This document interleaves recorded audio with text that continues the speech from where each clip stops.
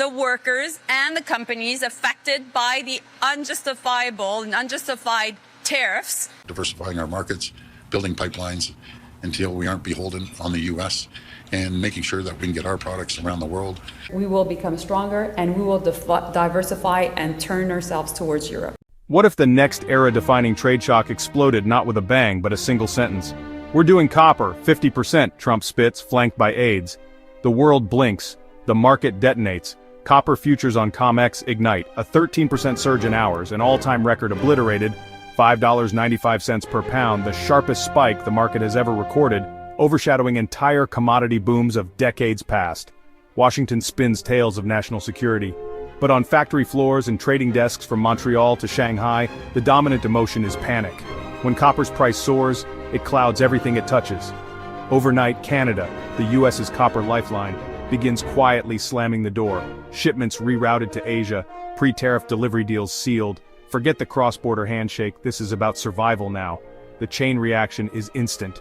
From electric vehicles to electrical grids, every layer of industry, every slice of everyday life feels the shock. This is about commodity, but more so, control. A single tariff move and the world divides. Instantly, an unprecedented canyon opens between US and European copper prices, a 25% gap. Arbitrageurs move like sharks, but this price chasm isn't just opportunity. It's a flashing hazard beacon for North American supply chains, suddenly exposed and brittle.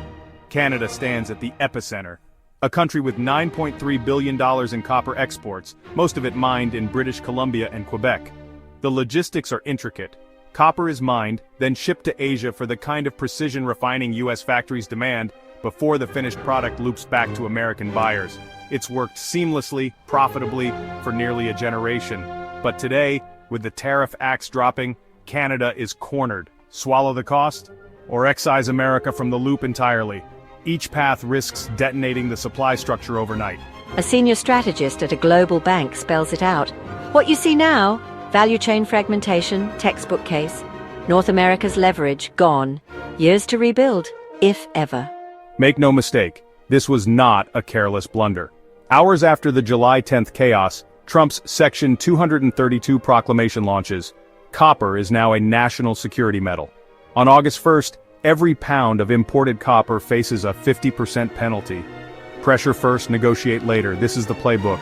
The U.S. extends trade talks by 3 weeks, daring Ottawa, Brussels, Beijing, cut a deal or face the full crush. This isn't America's maiden voyage through trade warfare waters. Even before copper's combustive turn, average U.S. import duties had soared to 16%, rivaling Great Depression highs. Now, toss copper into the mix. The International Chamber of Commerce warns average tariffs could breach 20%. Welcome back to the Hoover Age. Markets don't wait. Rumors swirl July 8th. COMEX copper leaps more than 12%, breaking through $12,300 per metric ton. Freeport-McMoRan, America's copper behemoth, barely budges. But north on Toronto's trading floors, the S&P/TSX Materials Index nosedives. The mood in Canada's mining heartlands? Deep, immediate dread. Canada refines a quarter of the copper the U.S. imports. They are first against the wall. As politicians posture, Canada's boardrooms revolutionize.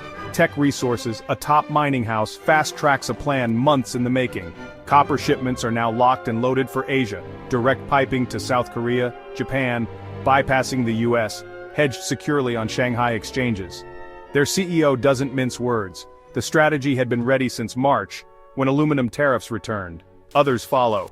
Hudbay Minerals rushes to sign Asia-bound contracts, price hedges included. For Canada, this isn't just a tactical shuffle. It's the first step in cutting the cord from its legacy U.S. copper middleman role, maybe for good. The downstream pain is already spiraling. The average electric vehicle drinks down 80 kilograms of copper, 4 times a gas car's appetite.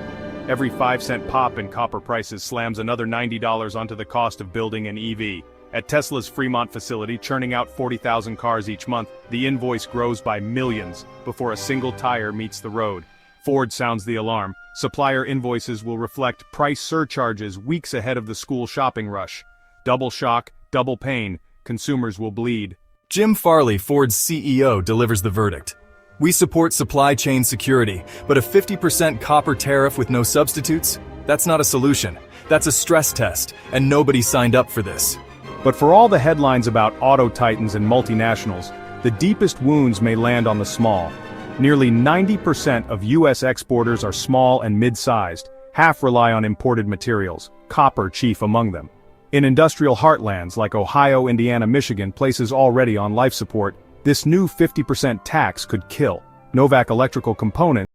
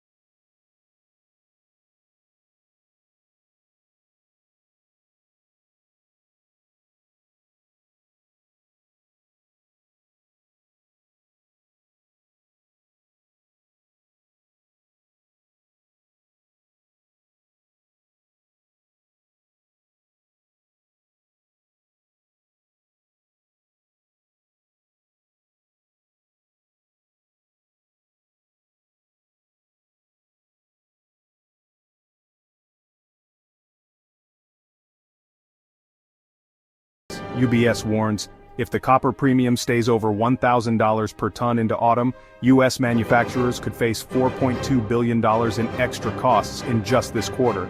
The ripple won't just ripple, it may shave 0.5% off fourth quarter GDP. Meanwhile, just weeks before the tariff explosion, Canada had apparently made a peace gesture, canceling a proposed 3% digital services tax intended to reset stalled talks. Washington's response? A cold glare, masking the sudden copper tariff announcement and hints of 200% pharmaceutical duties poised as future weapons. This is no scalpel, it's a sledgehammer. Canada's role as America's second-largest refined copper supplier is under fire. 17% of U.S. imports come from Canadian sources, much passing through Asia for smelting before hitting U.S. shores. This loop, crucial and complex, risks snapping. The U.S. auto sector, already bruised by lithium and chip shortages, faces a fresh blow. Electric vehicle copper needs mean tariffs translate into roughly $220 added cost per unit. Domestic alternatives? Non-existent. The Canadian pivot isn't survival alone, it's a strategic overhaul linking directly into Asia's high-efficiency smelting hubs and bypassing U.S. intermediaries. Internally, Canadian lobbyists press for bold government moves. Suspending export permit fees is floated, a de facto subsidy to help mining firms sustain operations and preserve jobs. While the North American trade order recalibrates, Asia quietly cements dominance. Over 40% of global refined copper now originates from China, South Korea, and Japan, a figure set to exceed 50% by 2027. Tongling non-ferrous metals. Group's $2.3 billion expansion beckons fast-track contracts from Canada and Chile, reinforcing a tide turning swiftly eastward. Former BHP procurement voices recognize this as permanent change, not temporary detour.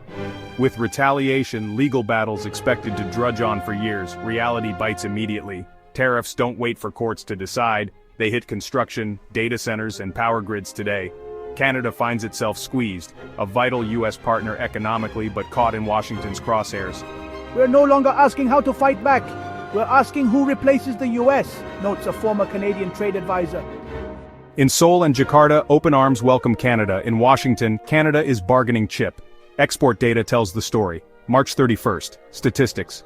Canada reports show a 25% surge in exports outside the U.S., while U.S. sales drop 6.6%. That divergence is the sharpest in nearly a decade, a tectonic shift redrawing North America's trade map overnight. Public sentiment stiffens. Nationalist pride revives boycotts of American products. Investors react. S&P futures spike on rumors of new ASA free trade corridors linking Canadian exports to Southeast Asia. The stakes escalate with the July 22nd deadline looming. Ottawa's $125 billion retaliatory tariff list sits primed. If no deal emerges by midnight, trade wars will spiral thermonuclear. Metals, medicines, power grids, smartphones, all at risk. Bay Street forecasts a 4% revenue hit for U.S. exporters, impacting everything from farm equipment to frozen goods. Cox Automotive's March 31st report projects vehicles made in Windsor or Monterey could see sticker price increases up to $6,000 due to metal tariffs. Even pickups assembled in Detroit might cost $3,000 extra. The housing market strains under similar weight. CoreLogic's February data reveals metal and lumber tariffs have added $17,000 to $22,000 in construction costs per home, erasing many first-time buyers' down payments. Senator John Tester condemns the tariffs as pricing rural families out of homes, calling them self-sabotage, not security. The National Association of Home Builders documents $10,900 per home material cost increases, with projects stalling nationwide. Consumers already pay the price, at checkout counters, construction sites, and in every new roof and car. J.P. Morgan analysts warn if copper prices hover above $12,000 per ton through September, auto and housing sectors could together shave another 0.5% off the U.S. GDP in Q4.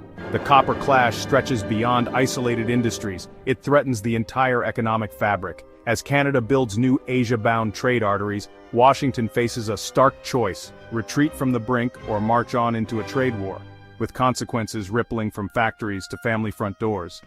The copper tariff isn't just a metal policy, it is a test of who controls supply chains, who pays the costs, and who ultimately shapes the future of industrial power. The clock ticks. The copper clash isn't approaching, it's here. What side will the U.S. take?